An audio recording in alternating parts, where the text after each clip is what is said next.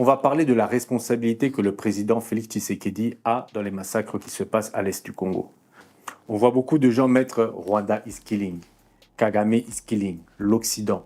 Mais tous ces influenceurs, ces artistes congolais, personne n'arrive à dénoncer ce que le président fait ou ne fait pas. Bonjour Bandeko, bienvenue sur ma chaîne. Si ce n'est pas encore fait, n'hésitez pas de mettre un like à cette vidéo si vous l'appréciez. N'hésitez pas à appuyer aussi sur la cloche, vous abonner. Comme ça, dès qu'une nouvelle vidéo sera en ligne, vous serez informé automatiquement. Vous avez sûrement vu ces derniers temps, beaucoup de gens postent sur les réseaux sociaux que Rwanda is killing, il y a eu des nouveaux massacres à l'est du Congo. J'avais déjà fait une vidéo le 16 décembre où je parlais justement de la relation de Félix Tshisekedi avec Paul Kagame. On va faire un petit récapitulatif. Alors pour ceux qui ne sont pas congolais, qui sont dans la chaîne, ne connaissent pas les détails, je vais un peu vous raconter comment s'est passé le début du mandat du Félix Tshisekedi. Alors ça fait plus d'une vingtaine d'années, trentaine d'années que Kagame sévit à l'est du Congo et qui massacre des gens dans l'impunité en finançant des groupes armés. Il y a plein de reportages qui parlent de ça, il y a même un rapport de l'ONU qui le confirme. Donc ça c'est déjà sûr, on met de côté. Tout Congolais n'a pas attendu le rapport de l'ONU pour savoir que c'était Kagame qui était responsable. Ça, c'est juste pour le niveau international, pour qu'il y ait des sanctions au cas où, mais tout Congolais savait exactement qui était le meurtrier de nos mamans, de nos filles, de nos pères. Alors, à ce moment-là, lorsque le président Félix Tshisekedi arrive au pouvoir, qu'est-ce qu'il fait? D'abord, il fait une alliance avec Kabila. Il le laisse tranquille alors qu'on s'est battu justement pour que Kabila parte et que tous ces crimes soient punis et toutes les personnes de son gouvernement ou ses proches qui ont commis des crimes soient punis. Directement, le président Félix Tshisekedi le donne l'armistice, il n'a plus rien à craindre et tout son entourage. Il donne la raison, je veux pas de problème, le passé c'est le passé, on commence une nouvelle étape. Donc, imaginez-vous toutes ces mamans, ces femmes qui ont été violées, torturées, des enfants qui ont perdu leurs parents, des parents qui ont vu leurs enfants mutilés, doivent se dire, on va continuer à vivre avec nos bourreaux, on va continuer à marcher dans la rue, croiser des personnes qui ont tué nos familles. Le président Félix Tshisekedi a dit, le passé, c'est le passé. Donc ça fait que tous ces meurtriers sont restés dans les fonctions de l'État, de l'armée, dans le gouvernement et même des fois même dans les affaires. Sans aucune sanction, sans aucun procès. Ensuite, il y a eu rapprochement avec Kigali et Kagame en disant que oui, Kagame, c'est mon frère, on doit rester unis. Bon, on veut bien essayer d'arranger les choses, mais c'est pas pour ça qu'il faut commencer à serrer la main, rigoler ensemble, faire comme si on est des amis, alors que les massacres continuent. Ce n'est pas comme si les massacres s'étaient arrêtés. Les massacres continuent. Mais lui, il a dit à tout le monde, non, Kagame c'est notre frère. Imaginez ces mamans qui ont été violées, ces enfants mutilés, qui sait très bien que Kagame est responsable parce que c'est lui qui finançait les groupes armés, voit son président main à main avec Kagame tranquillement. Là, on est dans les 2020. Il n'y a pas de problème. Est-ce que vous vous rendez compte de tout ça? Vous, en tant que Congolais, donc, vous voulez que le reste de l'Afrique sache, le reste du monde sache ce qui se passe au Congo. Rwanda is killing. Mais vous-même, Congolais, vous ne condamnez pas ce que le président là a fait. Et pendant tout ce temps-là, il continue à avoir des meurtres, des assassinats à l'est du Congo. Parce qu'il n'y a pas que le M23. Le M23 refait surface, mais il y a plein de groupes armés, toujours soutenus par le Rwanda, qui continuent à commettre ces crimes. Le Congo est en guerre, vous entendez plus de 10 millions de morts, etc. Imaginez si c'était en Ukraine. Est-ce que vous verrez Zelensky aller faire les francophonies? Donc il y a la guerre au front là-bas en Ukraine, la guerre en train de chauffer, et Zelensky dit, nous, on va organiser la francophonie, vous dépassez de 7 fois le budget alors que l'argent devrait aller pour l'armée. Non, vous voyez Zelensky faire le monde entier pour chercher de l'argent pour pouvoir financer la guerre et vaincre les ennemis, les Russes. Au Congo, non. Vous voyez le président, des montres de luxe, il fait des centres, c'est quoi? Un centre financier, parce que tout le monde a dit, waouh, il a fait un centre financier, t'as vu ça, c'est trop beau, c'est les Turcs, ils sont venus, en 2 ans, ils ont fait le centre financier. Ce projet a coûté environ 290 millions de dollars américains. Franchement, là, donc, c'est la guerre. Ce qu'on a besoin, c'est d'un centre financier. On est sérieux. Et là, maintenant, les Congolais, vous voulez, oui, on ne parle pas assez du Congo, on ne parle pas assez de ça. Hein, mais quand on va parler du Congo, les gens ils vont voir que non, en fait, chez vous, il y a la guerre à l'Est. Au lieu d'acheter des armes, vous construisez un centre financier à je ne sais pas combien de millions d'euros. Vous organisez des élections. Là, j'ai vu que les élections en France coûtent plus ou moins 200... En France, hein, coûtent plus ou moins 230 millions. En France. Au Congo, nos élections nous ont coûté 1 milliard, presque 300 000. J'entends d'autres pays, avec 60 millions, ils font des élections. Que vous dites la population congolaise, c'est vrai qu'elle est grande, mais la France aussi, pour la population, c'est pas rien. Et en France, lorsque vous organisez les élections, les salaires des employés, pour tout, c'est pas la même chose qu'au Congo. Ils sont pas payés des 100 dollars. Hein. Donc vous multipliez un salaire normal en France de 2000, un minimum, enfin moyen, on va dire. Vous multipliez ça par je ne sais pas combien de personnes, le budget il est quand même conséquent. Parce qu'on aime bien dire oui, mais le Congo, les infrastructures. Donc imaginez, 1 milliard 300. Et avec les 1 milliard 300, ils sont même pas capables de faire une élection en un jour, comme l'indique la Constitution. Ils l'ont fait en une semaine. Et des élections bâclées, du n'importe quoi, avec 1 milliard 300. Donc pour faire des élections normales, je ne sais pas qu'est-ce que le président Félix Tshisekedi a besoin, peut-être de 20 milliards pour des élections. Donc, et encore, hein, et avant les élections, ils n'avaient même pas la possibilité d'amener les machines pour voter dans tout le pays. Ils ont dû supplier l'Angola pour les prêter des avions. Donc ce qui fait que même l'armée congolaise, avec 1 milliard 300, n'a pas assez d'argent pour acheter quelques avions. Donc ça veut dire que notre armée n'a même pas des avions pour pouvoir déplacer nos soldats dans tout le pays. Et là, vous entendez que le président Félix Tshisekedi fait payer les députés 21 000 dollars par mois. Sans compter les ministres, toute cette vie-là. Il passe son temps dans des mariages. Je sais pas, moi, je vois pas trop Zelensky aller dans des mariages, des fêtes. Avant les élections, 2 ans avant les élections, tout d'un coup, le Rwanda, c'est les méchants. Parce qu'ils savaient que ça allait toucher l'opinion publique. Ça, c'est juste pour qu'on le vote. Ouais, le Rwanda, commençait à trop parler du Rwanda. Même les Congolais ont dit, ouais, mais ferme alors la frontière. Interdit les avions d'aller au Rwanda. Ah, il a fermé quelque temps parce que les gens commençaient à se plaindre. Puis il a réouvert. Je connais plein de gens qui circulent, ils vont au Rwanda. Moi, je dis, mais qu'est-ce que vous allez faire au Rwanda? On est en guerre, mais vous allez au Rwanda. Je sais pas. Des fois aussi, les Congolais, notre fierté, on doit un peu revoir les choses. Hein. Ça devient grave, hein. Franchement. Il faut prendre un peu de fierté. Est-ce que vous aviez besoin d'aller au Rwanda? C'était vraiment nécessaire. Si c'était un truc vraiment nécessaire, que votre vie est en danger, encore ok. Mais presque aller pour des vacances. Donc on se fout vraiment de votre gueule, en fait. Mais bon, on met ça de côté. Juste avant les élections, la semaine avant les élections, ils chauffent la tête des Congolais. Si le Rwanda essaye, si ceci, cela, moi demain je réunis je sais pas quoi, cabinet pas, le lendemain on attaque le Rwanda. Et on a la possibilité. Je vais vous montrer la vidéo. La moindre escarmouche, lisez sur mes lèvres. Je commence la guerre contre le Rwanda. Je vous le dis ici, beau de retenir en haut. Si ça se fait demain, et pour ça les malobis. Donc si ils osent faire ça demain, mercredi, pendant que les Congolais seront en train d'aller voter, la Chambre sera réunie en congrès. Les 2 chambres seront réunies en congrès pour me donner cette autorisation. Et jeudi, je fais feu. Monsieur le Président, Je suis en train de vous dire que nous avons les capacités aujourd'hui. Bobangate, les Congolais, n'ayez peur de rien. Nous avons aujourd'hui les capacités de mettre cet individu hors d'état de nuire. Ça, c'est pour la situation de l'Est. Parce qu'il en a fait trop et ça suffit. Les gens me disent, ouais, non, tu vois, notre président, j'ai dit, il va rien faire. Il va rien faire. Vous étiez là, oh non. Il va rien faire. C'est de la comédie. Aujourd'hui, quoi? On est quoi? Février. On est en février. Et ça s'est passé quoi? En décembre. Est-ce qu'il a fait quoi? Vous croyez que les combats se sont arrêtés?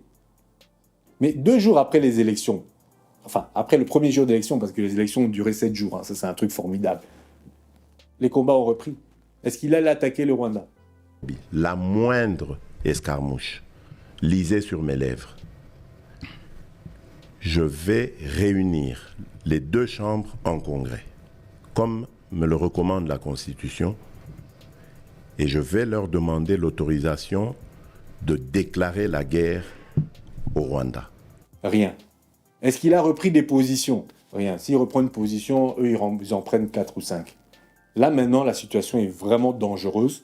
La population a peur, il y a des déplacés. Et c'est pour ça maintenant que tout le monde se réveille. Ah, en fait, pendant la CAN, je vois les Congolais qui se réveillent. Ah, en fait, il y a encore la guerre. Qu'est-ce que le président, il fait? Mais mon frère, depuis tout le mois de janvier, il y a la guerre, ils font que progresser. Mais vous êtes occupé avec la CAN. Moi, je regardais seulement tranquillement, je postais pas trop. Parce que quand j'avais posté pour le 16 décembre, je vous dis pas, tous les fanatiques du président sont venus me dire, oui, mais toi, tu es pour l'opposition.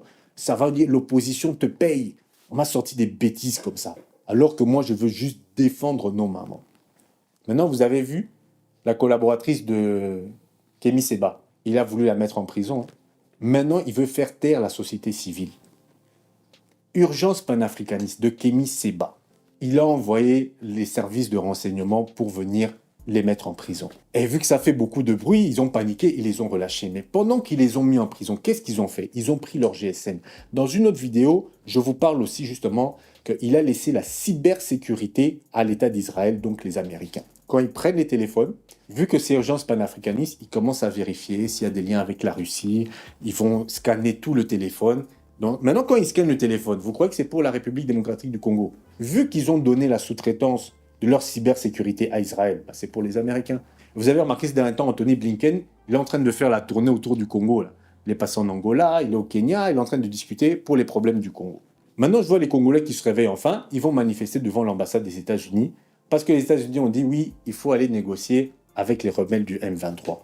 Mais moi, je vous dis depuis, je raconte ici que c'est les Américains le problème, c'est eux qui soutiennent Kagame, et Félix Tshisekedi, il est en train de suivre les Américains. Mais vous continuez en disant non, les stratégies du président, c'est bon. Les Américains déplacent l'ambassade de Tel Aviv, le mettent à Jérusalem. Félix Tshisekedi y suit aussi, pour créer encore plus de problèmes. Pourquoi? Parce qu'il suit comme un chien-chien les Américains. Et vous êtes là, vous tombez encore dans le panneau. Oui, c'est des stratégies, c'est bon pour le Congo. Qu'est-ce qui est bon pour le Congo? Les Américains. Mais qui a tué Lumumba? Il y avait les Belges, mais ils ont eu le soutien de qui? De la CIA des Américains. Les Américains n'ont jamais voulu notre bien. C'est eux qui ont tué Lumumba. Les Américains n'ont jamais voulu le bien du Congo. Même au temps de Mobutu. C'est qui a poussé le FMI à mettre des restrictions, que Mobutu a dû dévaluer la monnaie et qu'il y a eu une grande crise au Zaïre pour justement maintenir le Zaïre en position de dominer? C'est les Américains. Est-ce que les Russes sont déjà venus coloniser chez nous? Parce que maintenant que je fais cette vidéo, les Américains ils vont dire « Ouais, sûrement lui là, c'est un pro-russe, c'est le Russe qui le paye. » Parce que moi là, comme je suis Congolais, je suis trop con pour penser par moi-même. Il faut qu'un Russe vienne me dire comment moi je dois penser. Même les Kémy Séba, les Nathalie Yamb, tout ça, ils sont bêtes. Il faut que les Russes viennent les financer parce que d'eux-mêmes, comme ils sont africains, ils n'ont pas la possibilité de réfléchir. C'est comme ça que les Occidentaux ont fait nouveau. Ils ne peuvent pas se dire que moi, je me suis réveillé le matin, je me suis dit, voilà, je vais analyser la situation et je vais voir que ces gens-là nous prennent pour des idiots. Maintenant, la position du président Félix Tshisekedi, là, c'est quoi? C'est quoi? Il a dit qu'il allait attaquer le Rwanda maintenant qu'il attaque? Ou bien c'était juste propagande? Il peut nous avouer, bon, je voulais seulement propagande pour que vous votiez pour moi. Je veux donner un message au président. Maintenant, vous êtes président, vous avez été élu, vous êtes là. Prenez vos responsabilités. Vous devez travailler pour le peuple congolais. Ce n'est pas nous, le peuple congolais, qui doivent travailler pour vous. C'est vous qui devez travailler pour le peuple congolais. Il est temps de vous mettre au travail. Si vous n'avez pas la capacité, il faut laisser. Vous dites seulement que vous n'arrivez pas, vous êtes fatigué, vous avez cru, bonne volonté, ça vous dépasse. Et puis vous laissez, c'est tout. On ne va pas vous en vouloir, vous partez, vous avez déjà eu vos millions, tranquillos. Mais il ne faut pas venir commencer à faire des promesses, après vous ne faites pas ce que vous dites. Hein? Parce qu'on voit, hein, nos militaires sont toujours mal payés, l'armement ça ne suit pas, on n'a pas des avions, parce que s'il y avait des avions, vous aurez pu mettre toutes les machines de vote partout, donc ça veut dire que vous n'avez pas payé les avions, vous nous avez montré 2-3 avions de chasse pour faire un peu joli, et c'est tout. J'espère même qu'il y a l'argent pour le carburant pour ces avions-là. Trop, c'est trop. Soit vous passez à l'action comme vous avez dit, soit vous laissez. Les Congolais vous ont élus pour arranger le problème à l'Est. Pas pour faire des centres de je sais pas quoi ou des sauts-moutons. C'est pas ça qu'on vous a demandé. Priorité, la guerre. Régler la guerre, ensuite on arrange le reste, les routes, infrastructures, niveau de vie. C'est ça qu'on a demandé. On ne mesure pas la qualité d'un pays à ses riches. On mesure la qualité d'un pays à la façon dont vivent ses pauvres. Et la pauvreté ne veut pas dire avoir faim. La pauvreté devrait vouloir dire peut-être ne pas pouvoir se payer le dernier iPhone ou la dernière grosse voiture. C'est ça que devrait signifier la pauvreté en RDC. Pas que tu n'arrives pas à manger ou te soigner. Ça ne devrait même pas être une question pour un Congolais qui vit au Congo avec les richesses qu'on a dans le sol et le sous-sol. La moindre escarmouche lisait sur mes lèvres. Il faut maintenant dire, demandez au président, allez régler ça. Si vous ne réglez pas ça, partez. C'est ça qu'il faut dire. Il ne faut pas seulement dire Kagame et vous restez là. Regardez maintenant au Burkina Faso et tous les autres pays. Ils ont vu que ça n'allait pas avec les Français. Ils ont dégagé les Français. Ils ont fait des alliances avec d'autres personnes. Et on ne parle pas que les Russes, parce qu'il n'y a pas que les Russes qui font des armes. Hein. Il y a les Turcs, il y a les Iraniens, il y a même des pays d'Asie, Vietnam, ou je ne sais pas où, Corée, ils font des armes. Commandez chez les autres, dites aux Américains, vous soutenez le Rwanda, continuez. Nous, on va s'armer ailleurs et on va attaquer. Je commence la guerre contre le Rwanda. Je vous le dis ici, beau de retenir en haut. Si ça se fait demain, Et pour ça, les malobis. On est solidaire et on commence à dire au président, regardez, arrêtez ça, arrêtez d'envoyer l'ANER pour venir prendre des gens de la société civile qui faisaient justement une réunion pour dénoncer ce qui se passe à l'Est, dénoncer le Rwanda. Et vous voulez dire que ces personnes n'aiment pas le Congo, qu'ils sont dangereux pour le Congo, des personnes qui font que défendre le Congo et qui disent que le problème c'est le Rwanda, vous venez pour les mettre en prison. Je ne sais pas, un peuple congolais là, vous dites toujours ouais, de père et de mère pour pouvoir diviser encore plus le pays. Mais vous ne voyez pas que c'est en train d'aller dans une proportion, il faut quand même réagir. Il faut quand même aussi parler un peu au président qui lâche... Qu'est-ce qu'il faisait à la CAN? Est-ce que vous avez vu Ibrahim Traoré aller à la CAN? Non, il fallait envoyer le ministre des Sports. Est-ce que le président est devenu ministre des Sports? Et quand on lui demande combien il gagne, il ne sait même pas combien il gagne. Regardez cette vidéo-là. Ça ne m'intéresse pas. Mon salaire, je vous le dis, je l'ai dit une fois d'ailleurs à Christian, je ne le connais pas. Jusqu'à aujourd'hui, je ne le connais toujours pas. Et vous vivez comment? Mais je vis parce que je suis chef de l'État. L'État met à ma disposition ses moyens pour que je me déplace, pour que je fasse ceci, pour que je fasse cela. Mon salaire ne m'intéresse pas. Moi, j'ai une assistante financière qui s'occupe de tout ça. Et lorsque je dois faire des interventions personnelles, je les fais personnellement. Je l'appelle, je dis, maman, fais-moi ça, sur mes revenus. Vous avez vu la vidéo, il a dit, il ne sait pas combien il gagne. Donc tellement qu'il a l'argent, il ne sait même pas. Il ne sait pas combien il gagne. Il ne donne pas des primes conséquentes à nos militaires. Mais comme il voit à la CAN, il dit, ah, les Congolais sont bêtes. Je vais aller à la CAN. Je vais montrer que je soutiens les joueurs. Tous les Congolais vont dire, ça, c'est un bon président. Mais quand ils prennent un journaliste et qu'on le met en prison, qu'est-ce qu'il dit? Ah, c'est pas moi. Moi, je ne sais pas. Je suis chef de l'État. Ça, il faut voir avec les juges. C'est eux qui ont mis la procédure. Alors, qu'est-ce qu'il fait à la CAN? Il faut laisser alors le ministre des Sports aller à la CAN. D'autres aussi, c'est pas ton problème. Parce que pour le football, il sait, hein, il connaît les tactiques. Il est mon coach préféré.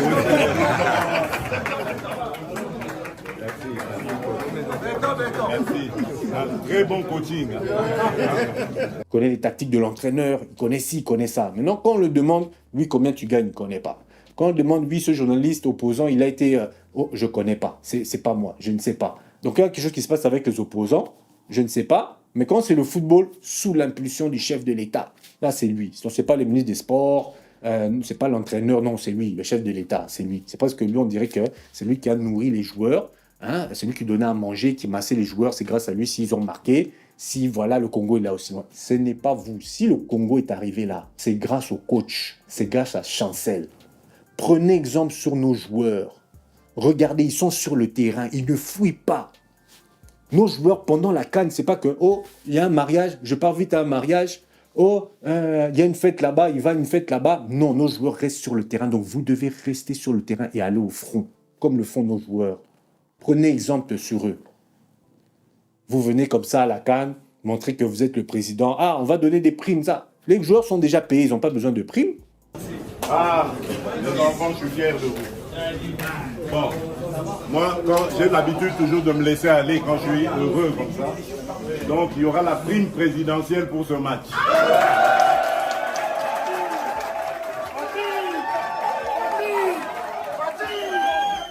Ceux qui ont besoin de primes, ce sont nos soldats. Et si vous dites aux joueurs, vous avez juste votre salaire, les primes, on va donner, c'est pour les soldats. Ils vont comprendre. S'ils sont bien payés déjà, les joueurs, ils vont comprendre.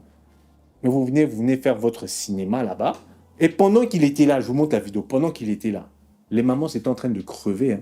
Parce que vous voyez, Zelensky, il va aller dans les endroits pendant que les gens sont en train de crever. Lui, il va là féliciter les joueurs, tout ça. Je dis encore qu'il sera allé féliciter les joueurs un jour. Le lendemain, je le voyais au front en train de féliciter les militaires, donner des primes aux militaires. Je dirais encore, ça va. Mais regardez, tout ça est en train de se passer. Est-ce que vous l'avez entendu à la télé? Rien. Là, il n'est pas passé à la télé pour parler. Non. Il a envoyé Bemba, qui est venu dire que non, c'est les réseaux sociaux. Nous, on est en train d'influencer les gens. Il n'y a pas de problème vraiment à l'Est. Ils sont en train de contrôler les choses. Parce qu'il faut faire attention au niveau des réseaux sociaux qui alimentent, et certainement l'ennemi doit être pour quelque chose, les réseaux sociaux pour créer une certaine peur, fragilité dans les esprits. Tout est mis en œuvre sur la défense de la ville de Goma. Les gens ont peur. Les gens sont inquiets. Et ils nous envoient comme ça, Jean-Pierre Bemba, ministre de la Défense, venir nous dire non, c'est les réseaux sociaux et c'est l'ennemi. Donc moi là, Kagame, il m'a appelé, il m'a dit, fais-moi une vidéo où tu dis justement que c'est moi le méchant. Fais. Donc on me prend vraiment pour des idiots. Donc, Congolais, franchement, réveillez-vous. C'est pas nous aussi, l'opposition là est trop nulle parce que je vais vous dire, le pire, c'est qu'il y a beaucoup de Congolais qui ont voté pour lui. Faut pas croire qu'il est passé, qu'il a seulement triché. C'est vrai que 70%, c'était beaucoup. Mais moi, il y a beaucoup qui ont voté pour lui. Faut pas croire. Mais il faut arrêter. Et puis, c'est aussi parce que l'opposition était tellement nulle. Donc, je ne sais même pas si on peut compter sur notre opposition. Je ne sais pas. Il faut entrer une nouvelle génération qu'on mette. Je ne sais pas qu'est-ce qu'il nous faut. Mais en tout cas, nous, en tant que Congolais, que ce soit diaspora dans le monde entier, on doit commencer ne fût-ce qu'à parler, même si on ne peut rien faire de concret directement, qu'on commence déjà à bien dénoncer tous ces voleurs, tout ce n'importe quoi. Ça nous fait la honte. Ça nous fait la honte. Il n'y a pas que le football, il n'y a pas que la danse. Mais nous, on est fiers de nos léopards. On m'a dit que oui, on ne peut pas se réjouir du football parce qu'il y a encore à l'Est des problèmes. Non, il faut se réjouir. Ce que nos léopards sont en train de faire, ils sont en train de nous montrer c'est quoi la fierté. Parce qu'eux doivent se battre sur le terrain, nous aussi on va se battre sur notre terrain. Et soutenir aussi, comme on soutient nos léopards, on va maintenant soutenir nos militaires. On dit au président Félix Tshisekedi, l'argent là, au lieu d'aller donner ça à ta famille pour aller faire des fêtes, au lieu d'aller, je ne sais pas, faire des centres, je ne sais pas, finance, tout ça là, l'argent pour nos militaires.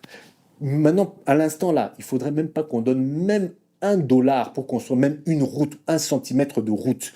Tout l'argent devra aller pour justement terminer cette guerre-là. Quand c'est fini, que tous les Congolais sont en paix, on commence à bâtir le pays. Diminuer déjà tous vos salaires, vos histoires-là, ça ne peut pas. Quand le reste de l'Afrique, ils entendent une vidéo où je dis justement les sommes, ils entendent députés, 21 000, francophonie, 300 millions, élections, 1 milliard. Le reste de l'Afrique, ils sont choqués. Même les Européens sont complètement choqués. Ils disent, mais votre pays est démesuré. Comment on peut dire qu'il y a la pauvreté quand vous sortez des sommes pareilles? Écoutez, les influenceurs aussi, arrêtez de mettre Rwanda is killing. Mettez maintenant Félix Tshisekedi, on veut une réponse. Montre-nous que tu as un président et que tu en as. Sinon, tu prends tes clics et tes claques, tu dégages. Donc voilà, je sais que la vidéo ne va pas plaire à certains, que les commentaires seront cinglants, mais je suis prêt. Si vous avez des contre-arguments, mettez avec plaisir. Justement, la CAN, c'est l'occasion de défendre notre cause et aussi d'apprendre à se connaître entre Africains, parce que j'ai remarqué qu'on ne se connaît pas tellement. Donc j'encourage aussi ceux qui ont les moyens, en tout cas, d'essayer de voyager plus souvent dans d'autres pays d'Afrique et d'apprendre un peu les cultures, parce que même si le socle de l'Afrique est le même, on est quand même très différents. On ne va pas se mentir qu'un Congolais, un Sénégalais, ça n'a rien à voir. Quelqu'un du Zimbabwe, quelqu'un de Djibouti, ça n'a rien à voir. Même si la base africaine, c'est la même. C'est un peu, même en Europe, un Italien et un Suédois, il y a des différences. Donc voilà, on doit apprendre à se connaître et puis arrêter de voir ce qui nous divise et vraiment regarder ce qui nous rapproche. Et je pense que ça ira. Et on pourra s'entraider parce que c'est ce qu'ils ont fait. Ils ont tout fait pour nous diviser, pour que les vols entre nos pays soient difficiles, soient chers, pour qu'on ne puisse pas justement apprendre à se connaître et se soutenir entre frères. Mais tout ça va changer. Je vois qu'il y a un grand changement de génération. Et il faut juste que nos dirigeants ne soient plus un frein, parce que on peut vraiment voir qu'en Afrique, ce sont les dirigeants qui sont un frein. Alors n'ayez plus peur. Lorsqu'il y a un problème, vous devez désigner le dirigeant et lui dire de faire le boulot, sinon il part. C'est comme ça. Merci d'avoir suivi cette vidéo et à la prochaine. Prenez soin de vos familles.